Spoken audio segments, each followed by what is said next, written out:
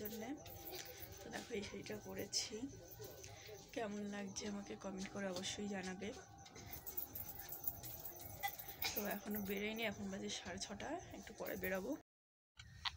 Hello বন্ধুরা, তো আমরা চলে এসেছি, বাসে বসে পড়েছি। পেছনের দিকে দেখো তত্ত্বগুলো রাখা রয়েছে, আর এই যে বাস পুরো ভরে গেছে। এখনো কিছু কিছু লোক আসতে বাকি আছে, তো তার জন্য এখনো বাস ছাড়েননি, তারা আসলেই বাস ছেড়ে দেবে। আর আমি একটু চুলটা ঠিক করে নিচ্ছি।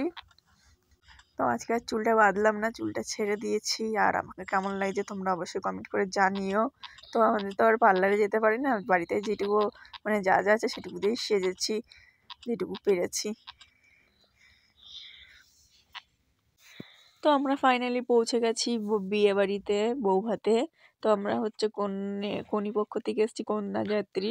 তো দেখো বেশ ভালোই লোক হয়েছে, আর বিয়ে বাড়িটাও খুব সুন্দর করে সাজানো হয়েছিল। তো পুরো বিয়ে বাড়িটার ভিডিও বানাতে পারিনি, অনেক ভিড় হয়েছিল তার জন্যে।